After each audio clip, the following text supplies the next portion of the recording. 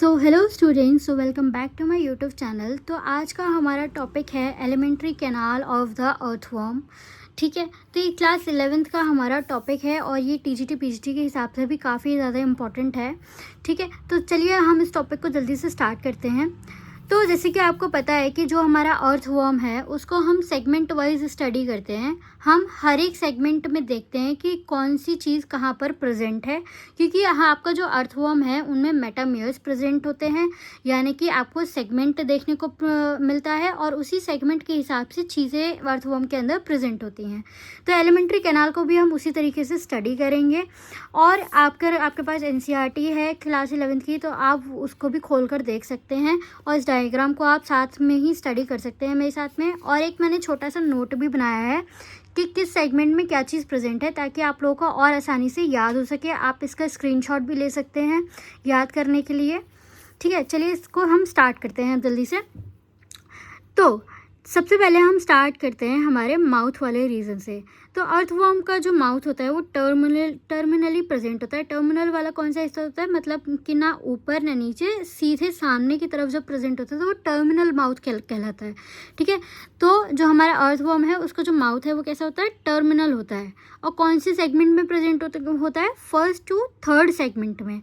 आपको पता है कि जो अर्थवर्म का फर्स्ट और जो थर्ड सेगमेंट होता है वो पेरिस्टोमियम कहलाता है। तो ये यहाँ से लेके यहाँ तक ये पूरा पेरिस्टोमियम वाला रीजन है, जहाँ पे आपको प्रोस्टोमियम भी देखने को मिलेगा। ठीक है, जो कि सॉइल को खोदने में मदद करता है अर्थवर्म को। ठीक है, फिर आप यहाँ से देखना स्टार्ट करेंगे। 5th से लेके 7th तक आपका क्या प्रेजेंट होगा, ईसोफेगस प्रेजेंट होगा। कहाँ है हमारा ईसोफेगस, आप देख सकते हैं 5th से लेकर हमारा 7th तक आपका ईसोफेगस प्रेजेंट है। ईसोफेगस क्या होता है, आपको पता है, फूड पाइप है। अब जो आपका अर्थवर्म जो है ऑर्गेनिक मैटर खाएगा सॉइल के अंदर जो प्रेजेंट है, डिकेइंग लीव्स खाएगा, तो वो कहाँ जाएगा, आपके फूड पाइप में। और वो फूड पाइप कहाँ जाएगा, सीधे गिजार्ड के अंदर जाएगा। ठीक है, अभी हम गिजार्ड पे भी आएंगे, गिजार्ड क्या होता है। तो फिर हमारा बाद में प्रेजेंट होता है 8th से लेकर 9th सेगमेंट में मस्कुलर गिजार्ड। अब ये जो गिजार्ड है ये ग्राइंडिंग का काम करता है, मतलब आपके जो अर्थवर्म है उसने सॉइल पार्टिकल्स खाए, लीव खाई, अब वो अंदर जाके सब क्या हो जाएगा, ग्राइंड हो जाएगा। जैसे मिक्सी में ग्राइंडर नहीं होता, उसी की तरीके से ये गिजार्ड जो है अर्थवर्म के लिए काम करता है। उसके बाद हम आगे चलेंगे, हमारे 9th से 14th सेगमेंट में आपको देखने को मिलेगा स्टमक। अब भाई स्टमक में क्या प्रेजेंट होता है, यहाँ पे देखिए आप, हमारा यहाँ पे स्टमक प्रेजेंट है 14th सेगमेंट तक।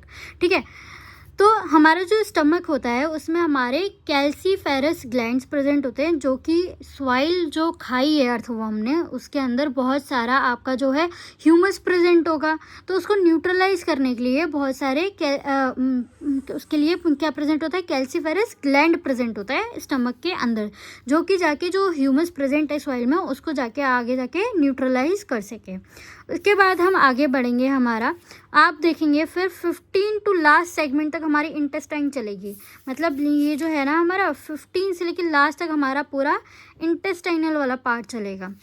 ठीक, फिर आपको देखने को मिलेगा 26 पे आपको देखने को मिलेगा इंटेस्टाइनल सीके देखने को मिलेंगे। ठीक है, अब फिर आप उसके बाद अगर आप आगे चलेंगे तो फिर आपको देखने को मिलेगा, मतलब आपका ये जो 26th पार्ट है ना, इसके ऊपर 23rd से लेके 25th और फिर 26th के बाद में यानी कि 27 के बाद में 28 तक आपको देखने को मिलेगा टिफ्लोसोल। ठीक है, टिफ्लोसोल भाई क्या होता है, टिफ्लोसोल जो होता है वो बिल्कुल स्मॉल इंटेस्टाइन की तरह होता है। जैसे हमारे ह्यूमन बॉडी के अंदर स्मॉल इंटेस्टाइन में विलाई प्रेजेंट होती हैं, उसी तरीके से अर्थवर्म में टिफ्लोसोल प्रेजेंट होता है। टिफ्लोसोल का काम क्या होता है, एब्जॉर्प्शन का काम करता है भाई ये। ठीक है, इसके अंदर आपको देखने को मिलेगा, जैसे ये देख रहे हैं आप, ये टिफ्लोसोल ये आपका क्या करेगा, एब्जॉर्प्शन का काम करता है। ठीक है, हाँ मैं आपको दिखा भी देखती हूँ। Typhlosole this increase the effective area of absorption का इफेक्टिव एरिया बढ़ा देता है, जैसे हमारी विलाई बढ़ा देती है ह्यूमन बॉडी में intestine. And the alimentary canal open to the exterior by a small rounded aperture called anus. और फिर उसके बाद में हमारा यहाँ पे जाके लास्ट में हमारा एनएस आ जाता है, जिससे हमारा फीकल मैटर बाहर निकल जाता है as a worm casting. Earthworm का जो फीकल मैटर को हम क्या बोलते हैं, वर्म कास्टिंग बोलते हैं। आई होप आपको ये वीडियो अच्छी लगी होगी। अगर आपको ये वीडियो मेरी समझ में आई है तो please like, comment and share and subscribe to my channel. और आप मुझे कमेंट में ये ज़रूर बताइएगा कि आपको कितना समझ में आया है। और फिर हम अगले टॉपिक की तरफ बढ़ेंगे, जो कि हमारा होगा blood vascular system of the earthworm. And तब तक के लिए आप पढ़ते रहिए, और अगर कोई क्वेरी है, कोई क्वेश्चन है, तो आप वो मुझसे पूछ सकते हैं कमेंट सेक्शन में। Thank you so much. Bye bye.